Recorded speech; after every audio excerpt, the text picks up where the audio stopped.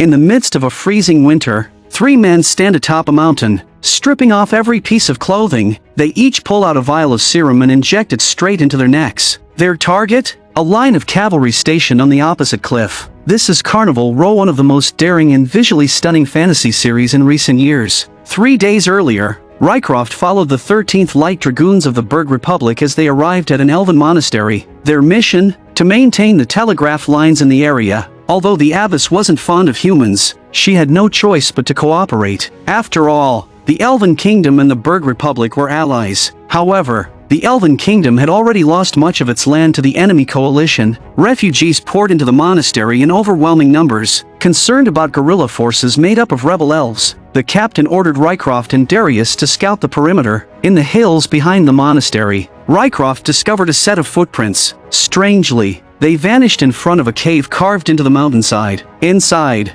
he found something extraordinary, an artificially built chamber with an ancient book placed at its center. Just then, an elf descended from above, swiftly pinning Rycroft down. Her name was Vignette, and she was the guardian of this place. This wasn't just any cave, it was the Elven Library, a sanctuary holding centuries of elven knowledge. Vignette was prepared to kill Rycroft to protect its secrets, but eliminating him could bring disaster upon the monastery if the unit discovered his disappearance and launched an investigation. Rycroft swore to keep the library a secret. After some hesitation, Vignette let him go. When the abbess learned about this, she ordered Vignette to keep a close watch on Rycroft. One day, Rycroft was assigned to repair a broken telegraph line on the mountain. With Vignette's help, the new line was quickly secured across the ravine. During a break, the two began talking and discovered they shared a common passion: books. As a gesture of gratitude, Rycroft gifted Vignette his favorite book, The Moonlit Kingdom. The story follows a human explorer who falls in love with a princess from the Moonborn race. After their child is born,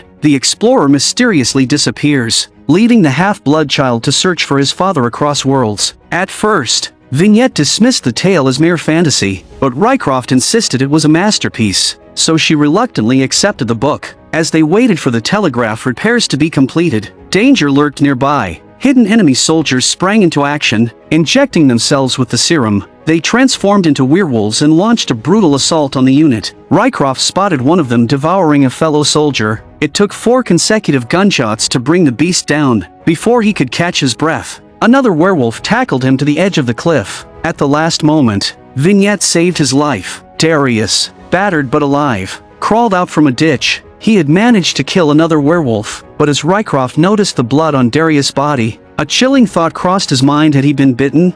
Darius reassured him, "It's not my blood.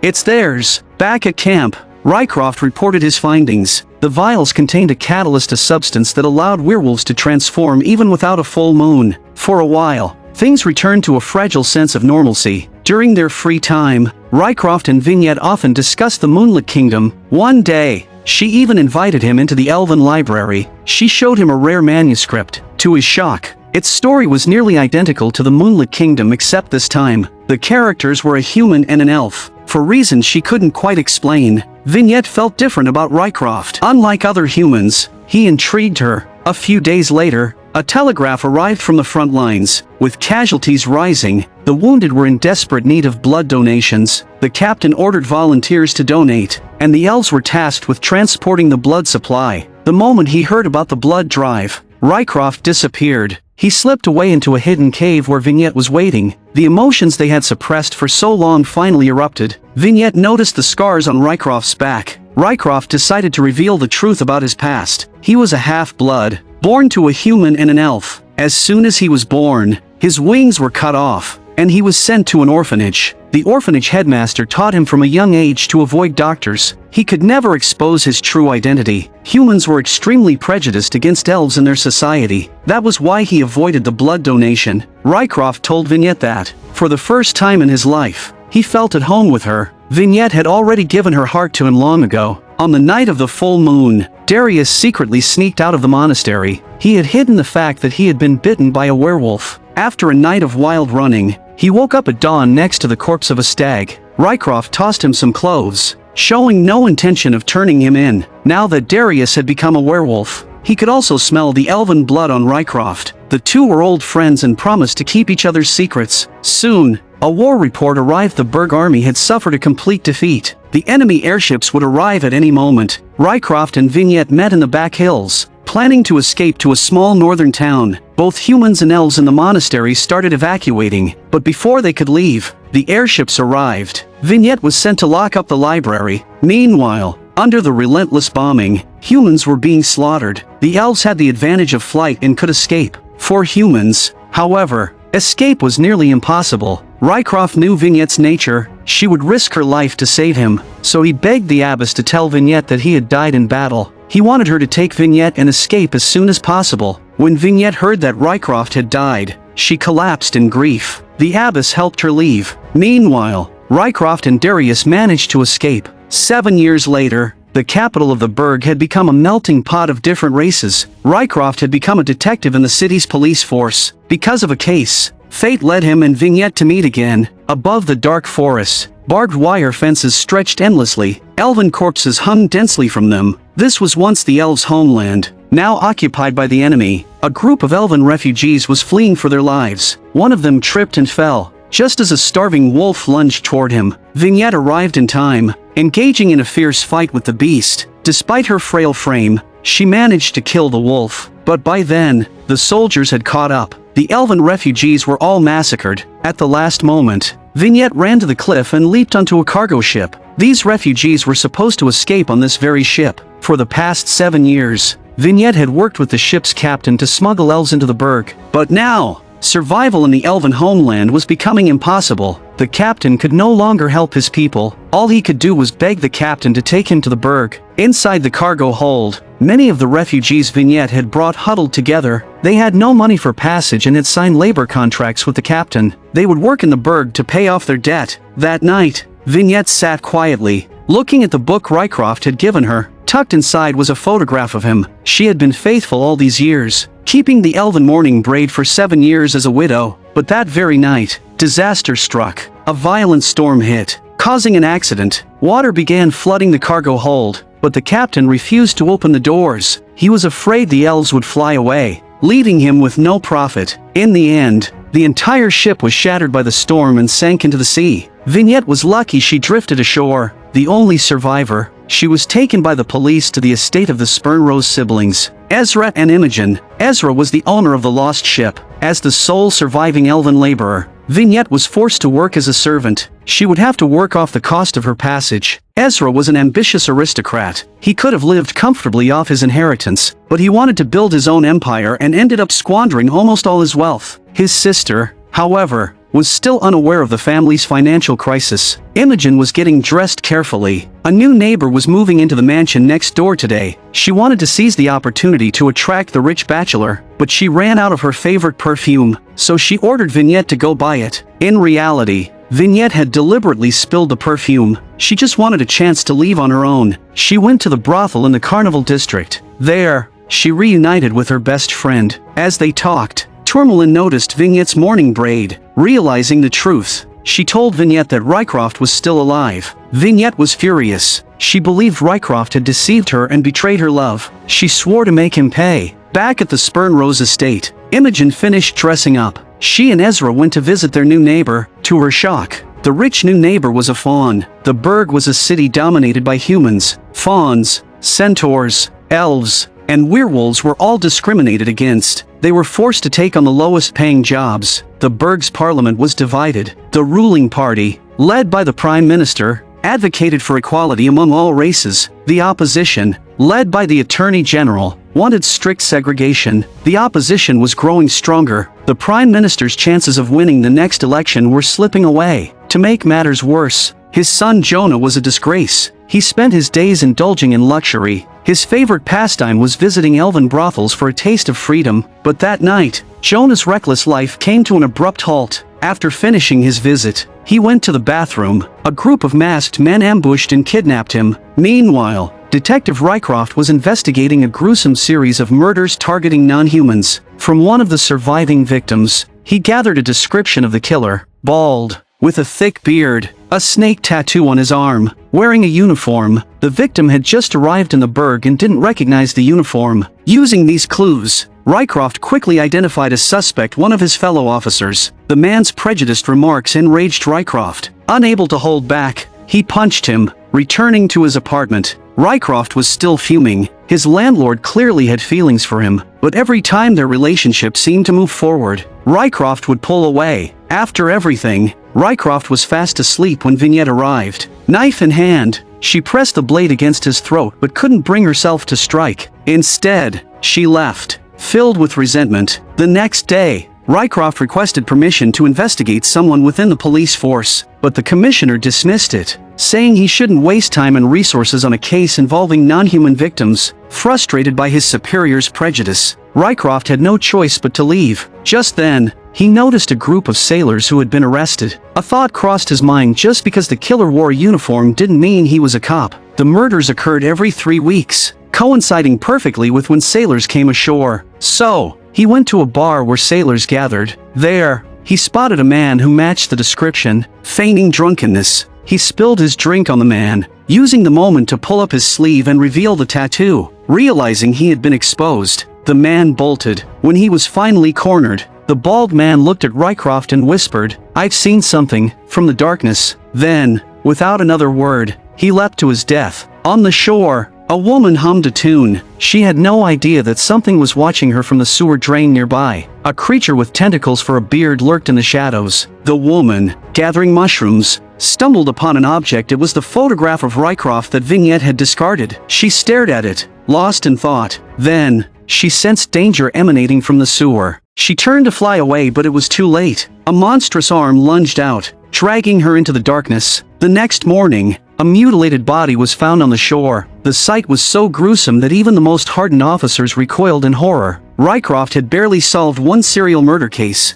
and now another had begun. This time, the killer was even more ruthless. While searching the dead woman's home, he found an old man hiding inside. His name was Runyon. He was a friend of the victim. He had only recently arrived in the Berg to visit her. He didn't seem like a suspect. Runyon told Rycroft that the woman had once been a famous singer. To prove it, he turned on an old phonograph. Her voice filled the room. Strangely, Rycroft, who rarely listened to music, felt an odd sense of familiarity with the song. Runyon mentioned that she had once performed at a state banquet. After gathering these clues, Rycroft told Runyon to stay in the Berg until the killer was caught. Meanwhile, Vignette was at the Spurnrose estate. She was being trained by a fawn housekeeper on how to be a proper servant. For a former elven warrior, this was absolute humiliation. That day, Imogen invited the family lawyer over. Her goal? To find a way to remove the new neighbor, the wealthy fawn. The lawyer informed her that the man had legally purchased the property. There was no way to force him out. Frustrated,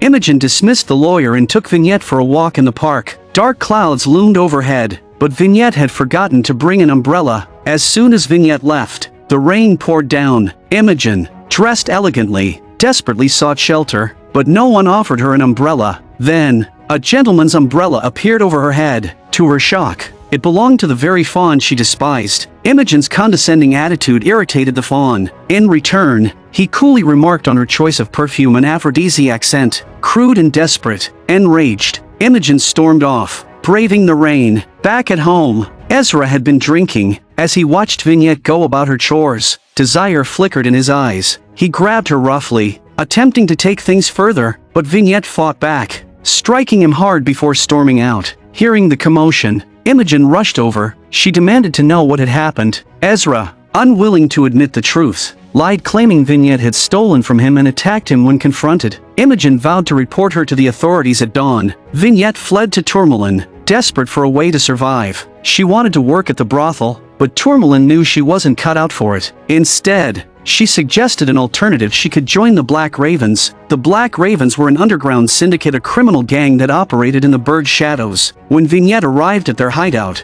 the leader, Black Raven, was dealing with a traitor. They tied the traitor's wings and threw him from a great height, letting him plummet to his death. Black Raven gave Vignette a test if she wanted to join. She had to steal the national flag from the police station. Meanwhile, at the station, the commissioner refused to waste resources on investigating the dead elf. He wouldn't even assign a coroner to examine the body. Rycroft had to turn to an old friend, a fawn butcher who had once been a doctor. After examining the body, The butcher determined that the victim was 90 years old and had given birth at some point. Her abdomen had been slashed open with either a blade or claws, and her liver was missing. Afterward, Rycroft visited his old war comrade, Darius, who was imprisoned. It seemed that, because of Rycroft, the military had spared Darius after discovering he was a werewolf instead of executing him. They locked him up. Returning to the police station, Rycroft arrived just in time to see Imogen filing a report against Vignette for theft. Not wanting Vignette to be arrested,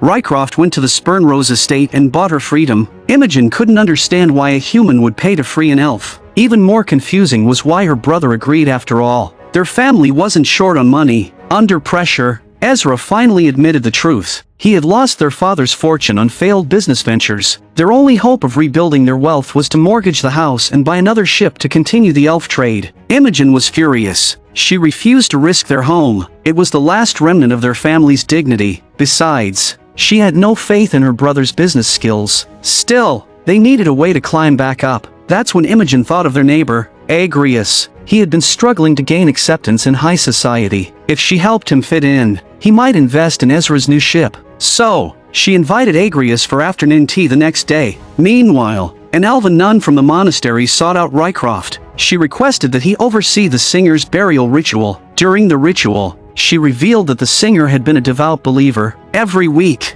she would come to the monastery to pray for someone. The nun used her divination ability and saw a terrifying darkness. She told Rycroft that the singer had been killed by a dark entity once summoned through forbidden magic. At the same time, Vignette and Tourmalin arrived at the police station. It was time for Vignette to complete her initiation into the Black Ravens. Tourmalin created a distraction while Vignette slipped inside. She reached the center hall and was about to succeed, but the wind from her wings caught a guard's attention. In a panic, she fled into Rycroft's office. Rycroft took one look at her and immediately understood she was trying to join the Black Ravens. He urged her to reconsider. Still bitter over his deception, Vignette lashed out. They argued, but in the end, Rycroft helped her escape. Meanwhile, the Prime Minister received news his son had been kidnapped. Enraged, he fired his son's bodyguard on the spot. In this city, being dismissed by the Prime Minister meant you'd never find work again. Desperate, the man walked away, uncertain of his future. At the same time, Piety, the Prime Minister's wife, summoned the family's seer. The seer had served their family for years, possessing great power. She had once foretold that the Prime Minister would rule a nation. That prophecy was why Piety had married him. The seer also predicted that their son would surpass his father. The Prime Minister had always been skeptical, but now, he was desperate. Using entrails for divination, the seer gave him a chilling answer. The one who took Jonah was someone he knew, and he was the next most likely candidate for the Prime Minister's position. Piety and the Prime Minister immediately thought of the Attorney General. Meanwhile, Jonah sat completely naked in a dimly lit bathhouse. A woman in high heels walked past him. To his shock, it was his mother Piety. It turned out that everything had been part of her plan to secure her husband's position as Prime Minister. In the dark sewers, a man stumbled upon a monstrous creature, half bull, half octopus. At the same time, the creature noticed him. It slowly advanced toward the man. Panicking, the man fumbled under his belt for a gun. Rycroft managed to track the creature thanks to an orphan from the monastery. The child had woken up in the middle of the night to use the bathroom and had witnessed the abbess being killed. The boy reported it in time, allowing Rycroft to reach the scene immediately. There, they discovered massive hoof-like footprints. Near the spot where they disappeared, an open sewer gate was found. Rycroft emptied his shotgun. The creature's stomach was blasted open, leaving a gaping hole. But when he looked down to reload, and then back up, the creature had vanished. Rycroft couldn't understand why it hadn't attacked him. On the ground, he found a fresh piece of human skin. It was likely from the abbess. Since this time the victim was human, the case gained more attention from the authorities. A forensic doctor was assigned to perform the autopsy. Coincidentally, the abbess had once taken care of Rycroft when he was a child. Like the previous victim, the elven singer, her body had been cut open, and her liver was missing. But why was the killer taking human skin? Neither Rycroft nor the doctor had any answers. Rycroft thought of the elven nun. Maybe she knew something. The nun told him that in ancient elven folklore, there was a dark entity called the Umbra Aster. It was a being created from the stitched-together limbs of the dead, bound to its master in life and death. Rycroft was skeptical. The nun urged him to seek out a gut reader. He would prove that the legend was real. Rycroft bought a dead fish and went looking for the gut reader only to run into Vignette. He tried to explain why he had lied to her, But once again, she refused to forgive him, and this time, one of the black ravens saw them talking. The gut reader turned out to be Piety's personal sorceress. Rycroft brought her a dead fish and a dead rat. When he explained what he was looking for, the sorceress warned that this wasn't simple. The Umbra Aster had to be bound to a master. As long as the master lived, the creature was immortal. Creating it required something powerful from the master's body, something full of life energy. Before Rycroft could react, the sorceress drugged him. He woke up moments later, trembling from a dream filled with strange sensations. Still weak,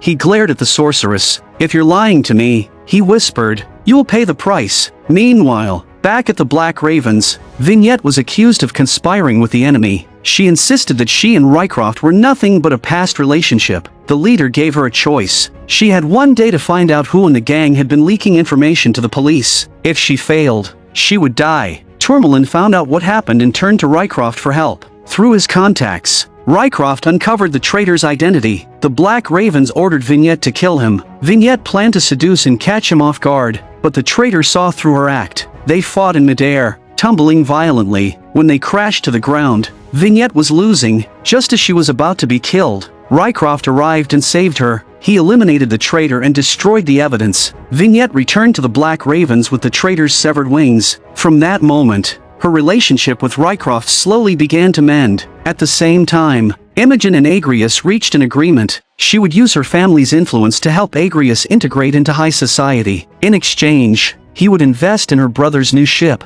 Elsewhere, the Attorney General was having dinner with his daughter, Sophie. Sophie was intelligent and well-educated. Unlike her father, she advocated for equality and freedom. That evening, she told him she wanted to leave for an educational journey. Since childhood, the Attorney General had kept Sophie locked away in their mansion, forbidding her from traveling. He was especially strict with her, often resorting to physical punishment. When Sophie refused to obey, he raised his hand to strike her. At that moment, a group of masked men stormed in and took him away. As her father was dragged off, Sophie smiled knowingly. It was as if everything had gone exactly as she had planned. The Prime Minister waited and waited, but no ransom demand ever came. Piety continued to weep every day, begging to see her son. Finally, at his breaking point, the Prime Minister ordered the Attorney General to be captured and tortured for information. It didn't matter if there was proof as long as he confessed to Jonah's location. That would be all the evidence they needed. Despite the brutal torture, the Attorney General said nothing. Piety requested permission to speak with him. She hoped that their past relationship would make him talk. Years ago, the two had once been lovers. So, when she entered the cell,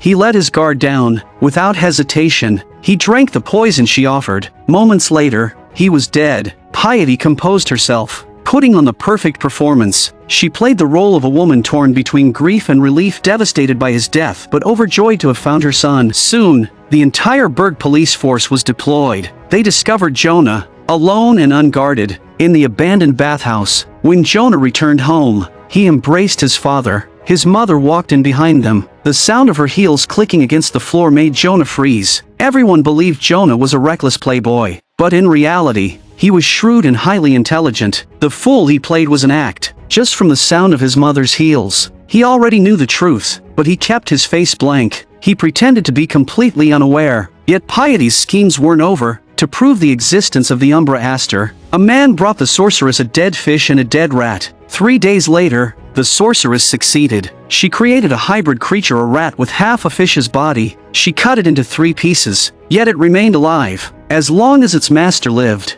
it was immortal. As Rycroft was leaving, he noticed a strange anatomical chart on the wall. The sorceress explained that in the dark elven world, there was magic capable of extracting secrets from a person's liver. So what secrets was the Umbra Aster searching for? Rycroft arrived at the monastery, looking at the small bed where he had slept as a child. Memories of his childhood happiness came flooding back. Suddenly, a memory surfaced in Rycroft's mind, him staring at the curtain fluttering in the night breeze. It felt as though someone had just left. Rycroft found one of the monastery teachers and asked if the abbess had any hidden secrets. As expected, he learned that on the abbess's days off, he would go to an elven brothel. Rycroft went to the brothel to question the owner. At first, the owner refused to say anything to protect his client's privacy, but when he realized that the abbess had been murdered as part of a serial killing, he understood the gravity of the situation. He told Rycroft that every time the abbess visited, He would always book the same room and request 2 women, but that was just to cover his real purpose was to meet his secret lover. Inside that very room, Rycroft found the coroner. It turned out that they had been lovers all along. Because of society's judgment, they had no choice but to meet in secret. Rycroft couldn't help but admire the coroner's composure. Even while performing an autopsy on his own lover, he didn't reveal a hint of emotion. From the coroner, Rycroft also learned that the abbess and the elven singer had been close friends 20 years ago. That meant the creature wasn't killing at random. But what was the connection between the victims? After Jonah was rescued, the Prime Minister forbade him from visiting the Carnival District again. He reminded him that, according to prophecy, Jonah would surpass his father's achievements. He needed to focus on his education instead of indulging in distractions. After dinner, Jonah's tutor took him to observe a parliamentary session. With the Attorney General dead, his daughter Sophie had temporarily taken his seat until the next election. Everyone was waiting for her to embarrass herself. During her speech, she passionately argued that non-humans were ruining the city. She declared that all magical creatures should be driven out so that the Berg could belong to humans again. She also ruthlessly criticized the ruling party for being weak and incompetent. Her speech was powerful, aggressive, and full of fire. She immediately won over her late father's supporters. This revealed just how cunning and politically sharp Sophie truly was. And at that moment, she also captivated Jonah's attention. That night, the coroner sat alone at home, drinking. He thought back to the first time he met the abbess 20 years ago. It was the day he helped cut the wings off an elven baby. Just then, the Umbra Aster came for him.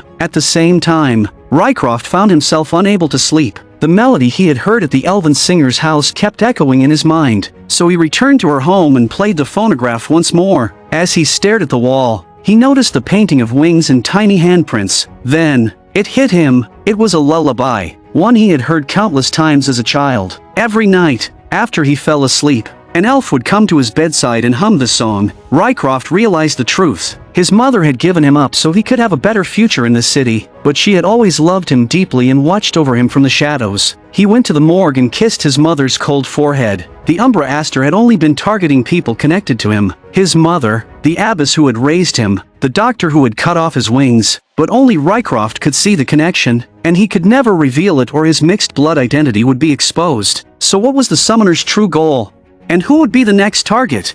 The coroner's death was serious enough to bring the police commissioner to the crime scene personally. He demanded to know why Rycroft had failed to catch the killer. Rycroft knew the answer, but he couldn't reveal his identity. Back at the station, the commissioner complained to an investigator about how slowly Rycroft was solving the case. So much time had passed, and he still hadn't found any connections between the victims. Of course, the commissioner took this opportunity to mock and discredit Rycroft. He claimed that if it had been him investigating, the case would have been solved already. Just then, an officer reported that the coroner had been seen at an elven brothel before his death, and Rycroft had also been there. The commissioner immediately sensed that Rycroft was hiding something, so he ordered the investigator to look into him. Meanwhile, Rycroft and his lover shared an intimate moment. Afterward, she brought up the idea of starting a family together, but recent events had made Rycroft question everything. Did he really need to live as a human in this world?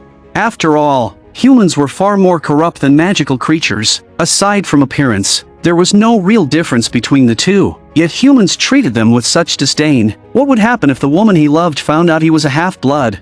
Rycroft decided to tell her the truth. As expected, the woman who had just been eager to start a life with him, now looked at him with disgust. Furious and repulsed, she left. She also told him to leave her home immediately. Meanwhile, Rycroft's mother's old friend had been stranded in the Berg. Due to travel restrictions, he was forced to make a living by performing on the streets. He used kobold puppets to reenact the city's recent murders, telling the grim tale to an audience. It was also his way of honoring his fallen friend. But then, a police officer approached him for a permit check. When they discovered the kobold performer had no entry papers, he was taken to the station. At the police station, Runyon advised him to check the latest immigration law. Under the new regulation, kobolds were allowed visa-free entry. The officer gave him a half-hearted response, saying he would look into it. Runyon dozed off while waiting. When he woke up, the kobold was gone. He asked where he was, only to learn that he had been deported. The officer had been careless, sending him away before realizing the paperwork was incorrect. Another example of the city's corruption and injustice, but there was nothing Runyon could do.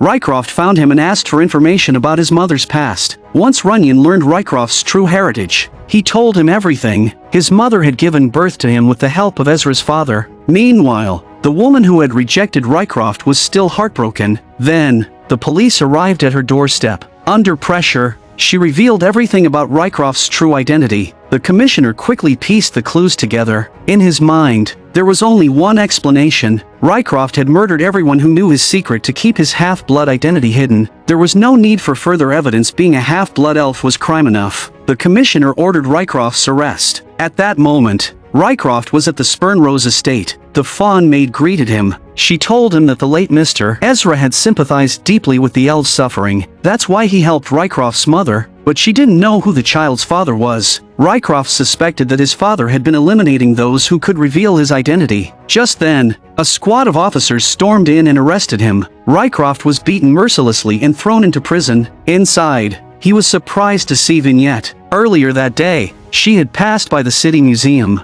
There, she saw an exhibition of the Nolan treasures. A sign at the entrance read, "No elves allowed." Nolan was Vignette's homeland. She sneaked inside to take a look. To her shock, the library she had once sworn to protect had been stolen and put on display. Just then, a group of human aristocratic women entered for a tour. Furious, Vignette drove them out, and that was how she ended up in jail. Meanwhile, at the Attorney General's funeral, Jonah witnessed another side of Sophie. Not only did she despise her father, but she was also incredibly close with the fawn servant. This was completely at odds with her public stance against magical creatures. Sophie noticed Jonah eavesdropping. They started talking. She admitted that she knew her father hadn't kidnapped Jonah. Then, she proposed an alliance. They were both heirs to the most powerful families in the Berg. Both had been underestimated their entire lives, and they both had ambition. At the same time, the elven sorceress foretold her own death. The next target of the Umbra Aster was herself. Piety was devastated when she heard the prophecy. After all, she had been the sorceress's student. Piety begged her to stay in the Prime Minister's residence, where security was tight. Would that be enough to save her? Elsewhere, Rycroft accidentally awakened the Umbra Aster. During the chase, he tripped over a metal fence. Summoning all his strength, he severed the creature's head. But he had forgotten one thing. As long as its master lived, the Umbra Aster was immortal. Continuation from the previous episode. Although there was no concrete evidence that Rycroft was the murderer, the fact that he had concealed his half-blood identity was enough. To them, elves were even lower than criminals. Shortly after he was imprisoned, his landlady arrived at the police station. Deep down, she still couldn't let go of Rycroft. She had wanted to expose his secret, but she had never imagined he would be accused of murder. So she approached the police and confessed. She admitted that she had accused him out of anger after he ended their relationship. This created a huge problem. Falsely accusing an elf was nothing, but falsely accusing a human? That could get the police commissioner on trial. Panicked, the commissioner rushed to confront Rycroft. All he had to do was deny being the singer's son, and he would be released immediately. But after everything he had been through, Rycroft had finally seen the truth about humanity. He made a decision to accept his elven heritage. He looked the commissioner in the eye and declared, "I am a half-blood." At that moment, Vignette was deeply moved. In their prison cell, the two lovers, after all their suffering, rekindled their love. Meanwhile, Imogen helped Agrius integrate into high society. In exchange, he agreed to invest in her brother's new ship. At first, Imogen was full of prejudice against him, but as they spent time together, she began to see him differently. His graceful manner of speech, his fearless attitude among aristocrats. To humiliate a noblewoman who had insulted Imogen, Agrius outbid her at an art auction. That night, Imogen discovered something in Agrius's house. He introduced her to an electric lamp. Imogen was puzzled. Why use this when oil lamps exist? Agrius explained that electricity was the future. One day, electric lamps would replace oil lamps entirely. Society moves forward, he said. The old will always be replaced by the new. At that moment, Imogen saw Agrius in a new light. A man with a vision for the future. Someone bold enough to challenge tradition. His presence was irresistibly magnetic. For the first time, she let go of her pride and prejudice and fell in love with him. Meanwhile, back at the Prime Minister's residence, Piety was overjoyed. She told the sorceress, "The murderer has been caught. You're safe now." But the sorceress knew the truth. Rycroft wasn't the killer, and she understood there was no escaping fate. She said nothing, simply left the mansion to face her destiny. At the same time, Runyon prepared to leave the city. At the train station, he ran into an old university classmate. The classmate was shocked to see him in such a miserable state. "Someone as brilliant as you, how did it come to this?"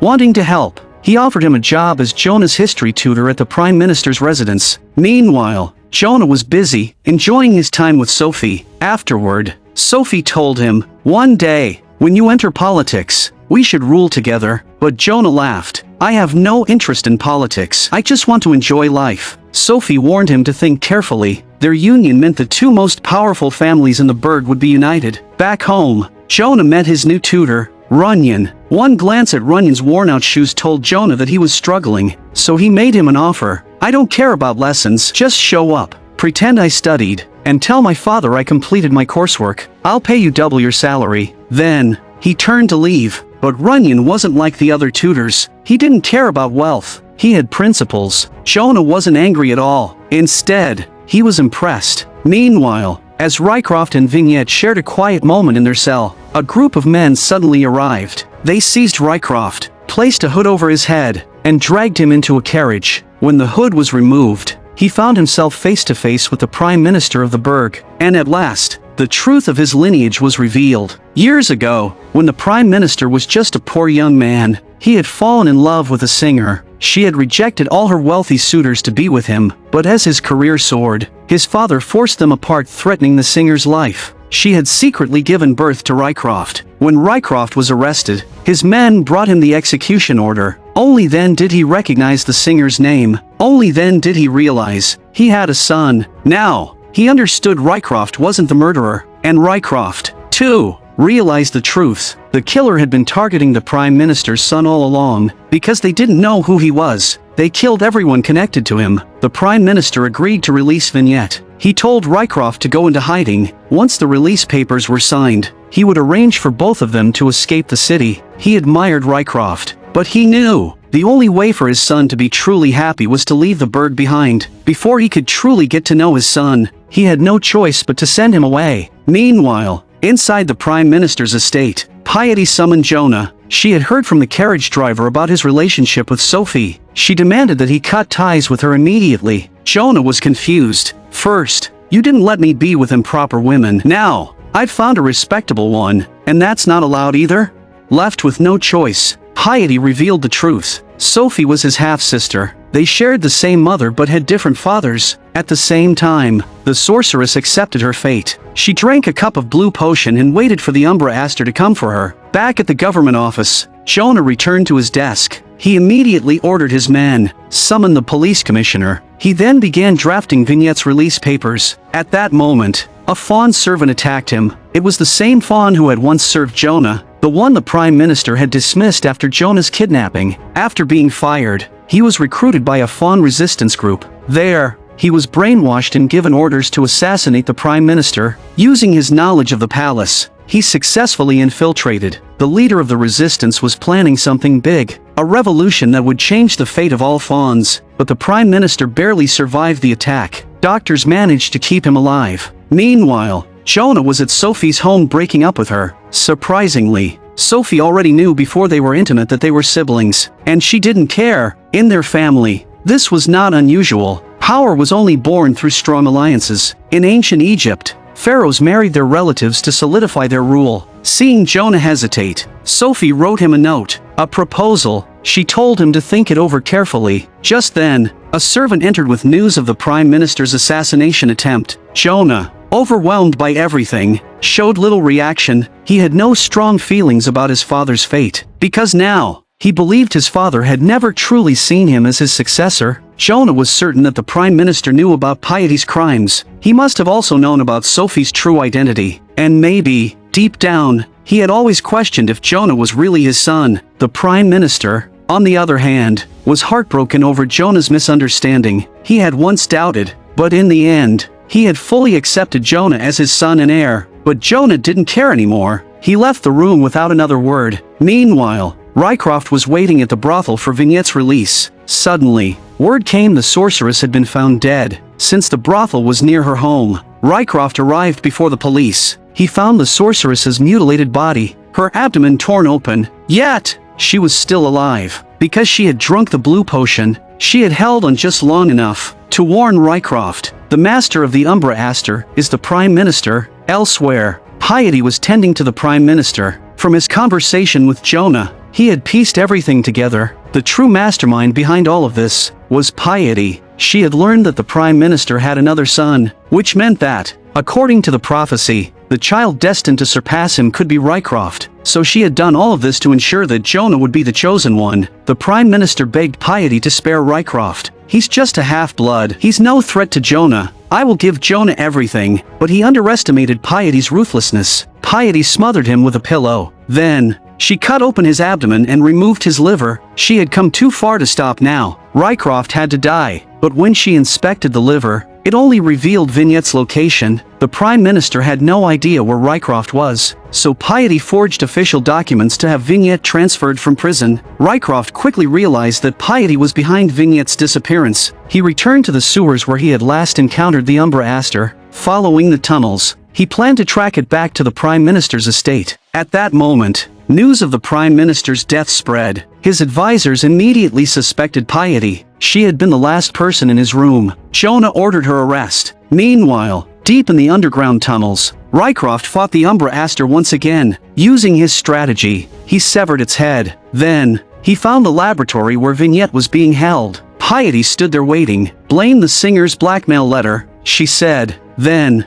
the Umbra Aster revived and attacked Rycroft. Just as Rycroft was about to be overpowered, Vignette broke free from her restraints and killed Piety. With the Prime Minister dead, Jonah took his position until the next election. At the first government meeting, he ordered the lockdown of the Carnival district. The Fawn resistance would be hunted down. After the meeting, Jonah searched through Piety's belongings and found a blackmail letter written by the singer. Knowing that Runyon had once been close to the singer, Jonah brought the letter to him. Runyon immediately recognized the truth. This wasn't written by her, he said with certainty. I knew her writing, her tone. This is a forgery. Meanwhile, Vignette and Rycroft prepared to leave the Berg, but at the docks, they were stopped. The government had sealed the district. No magical creatures were allowed to leave. However, Rycroft, being human, was permitted to pass, but he refused. By now, he had fully embraced his identity. I am an elf, he told the guards, and stepped back into the lockdown zone with Vignette. Elsewhere, Jonah sat in his office, examining the blackmail letter. Suddenly, he noticed something. The handwriting was identical to the note Sophie had given him, the one that had contained a single word marriage.